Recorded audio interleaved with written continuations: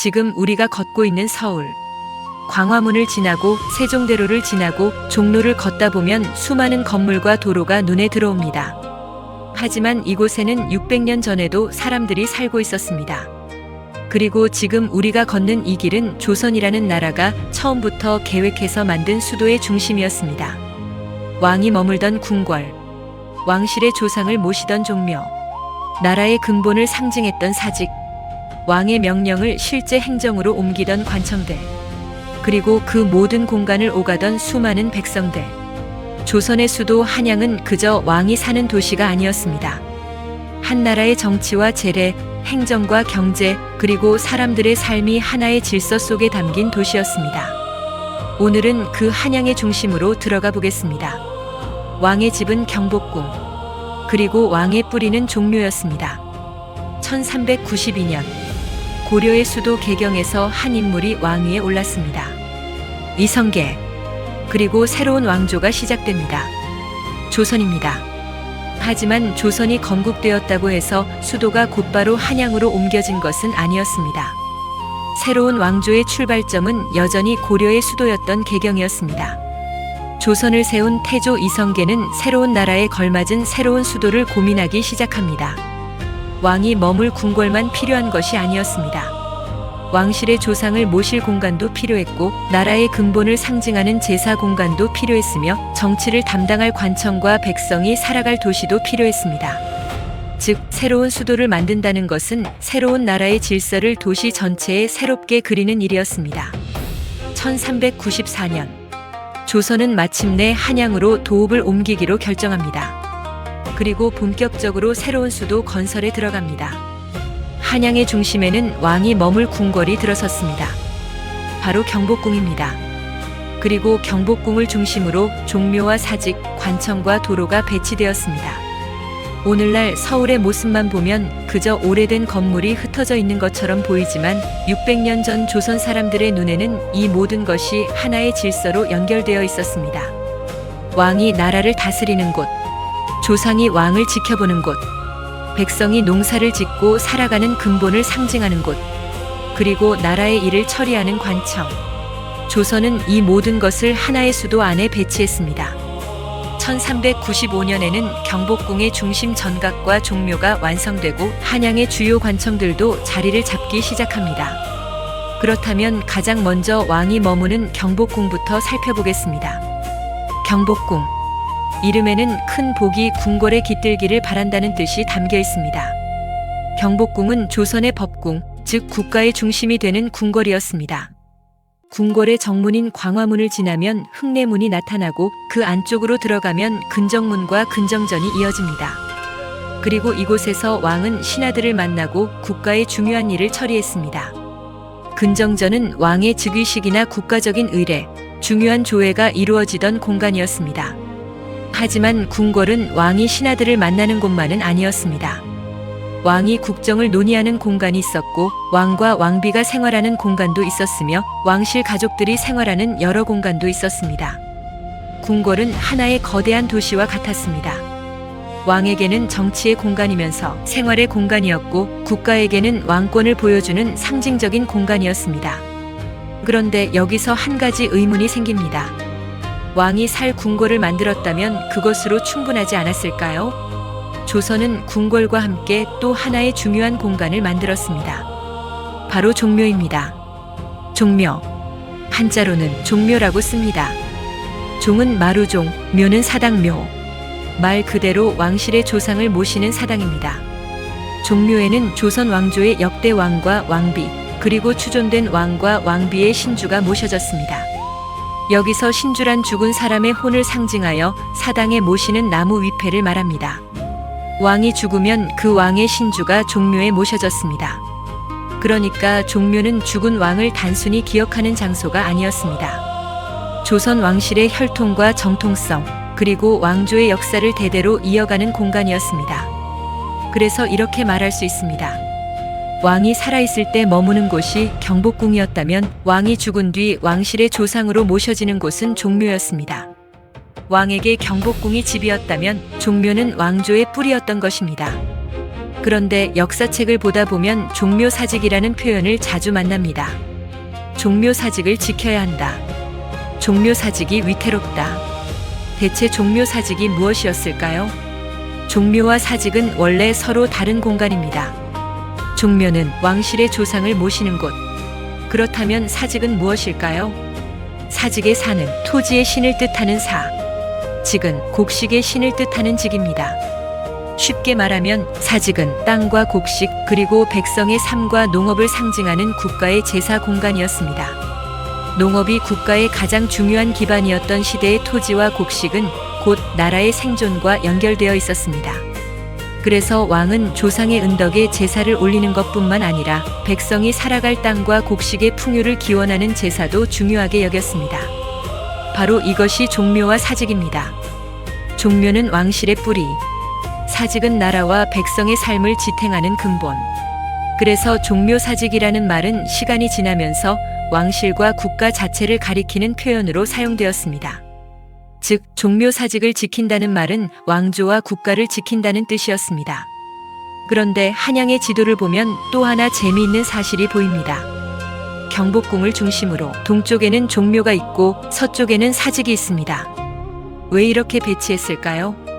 이것은 우연이 아니었습니다.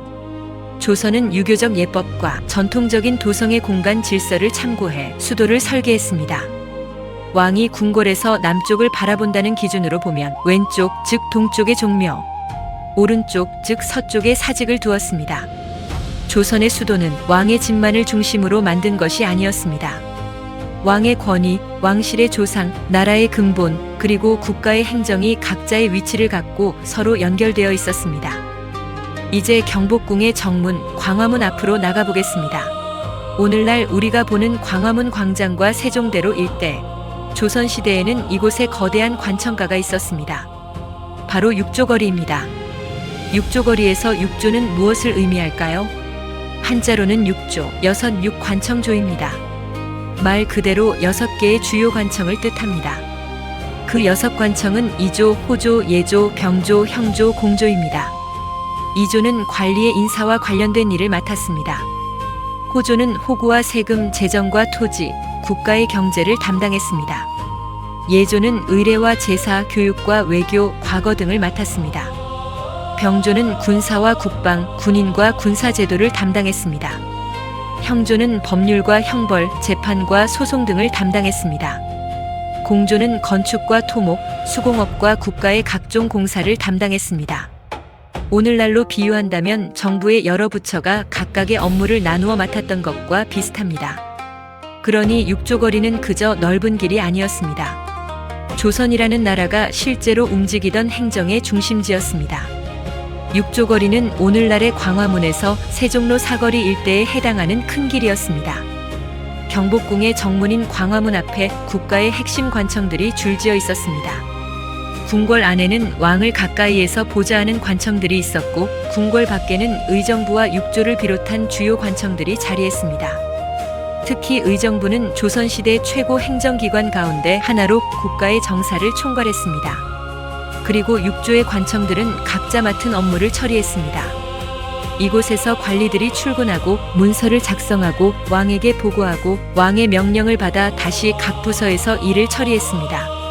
왕이 궁궐 안에서 내린 명령이 육조거리의 관청을 거쳐 실제 국가 행정으로 바뀌어 나갔던 것입니다.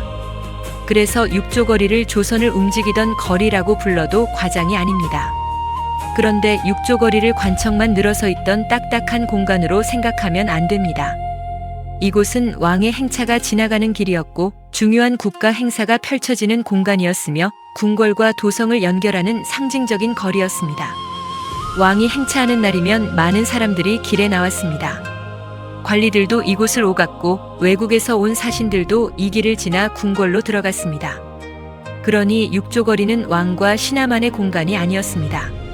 왕의 권위를 백성에게 보여주고 백성이 왕의 행차를 바라보는 하나의 거대한 무대이기도 했습니다. 오늘날의 광화문 광장을 바라보면서 여기가 조선시대 육조거리였구나 라고 생각하면 지금의 서울과 600년 전 한양이 조금 다르게 보이기 시작합니다. 하지만 한양은 왕과 관리들만을 위한 도시는 아니었습니다. 궁궐 밖에는 수많은 사람들이 살고 있었습니다. 상인들이 물건을 팔았고 장인들은 물건을 만들었으며 농민과 서민들은 각자의 생업을 이어갔습니다. 청계천 주변에는 사람들이 오가는 길이 있었고 종로 일대에는 상업이 발달했습니다. 왕이 있는 궁궐과 나라를 움직이는 관청, 그리고 사람들이 살아가는 시장과 마을이 서로 연결되어 있었습니다. 한양은 왕의 도시이면서 관료의 도시이고 동시에 백성의 도시였습니다. 이제 한양을 조금 멀리서 바라보겠습니다. 가운데에는 경복궁이 있습니다. 왕이 나라를 다스리는 곳입니다. 동쪽에는 종묘가 있습니다. 왕실의 조상을 모시는 곳입니다. 서쪽에는 사직이 있습니다. 토지와 곡식의 신에게 제사를 올리며 나라의 근본을 상징하는 곳입니다. 그리고 경복궁 남쪽으로는 육조거리가 펼쳐집니다. 나라의 행정을 담당하는 관청들이 자리했던 곳입니다. 이것을 한 장의 지도에 놓아보면 조선이 어떤 나라를 만들고 싶었는지가 조금씩 보입니다.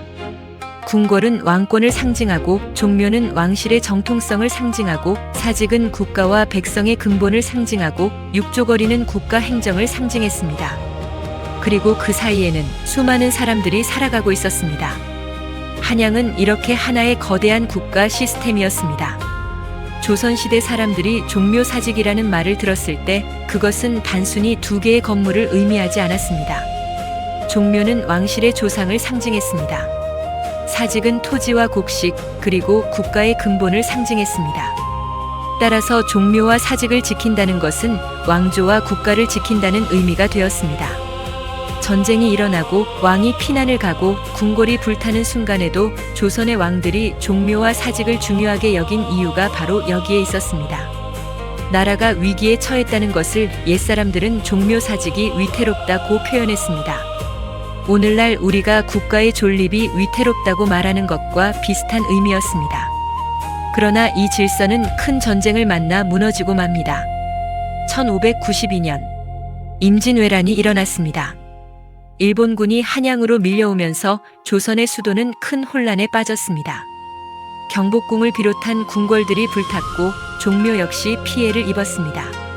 왕이 머물던 궁궐도 왕실의 조상을 모시던 공간도 수많은 백성이 살던 도시도 전쟁의 피해를 피할 수 없었습니다. 그러나 전쟁이 끝난 뒤 조선은 다시 수도를 복구하기 시작했습니다. 종묘를 다시 세우고 궁궐을 복구하고 관청을 다시 정비했습니다. 도시의 건물은 무너질 수 있었지만 그 공간에 담긴 조선의 질서와 기억까지 완전히 사라진 것은 아니었습니다. 전쟁이 끝난 뒤 경복궁은 오랫동안 폐허로 남았습니다. 조선 후기 왕들은 창덕궁을 비롯한 다른 궁궐을 중심으로 정치를 이어갔습니다. 하지만 경복궁이 사라진 것은 아니었습니다. 19세기에 들어서면서 경복궁을 다시 세우려는 움직임이 나타났습니다. 1865년부터 경복궁 중건이 시작되었고 1867년에는 주요 전각들이 다시 모습을 드러냈습니다.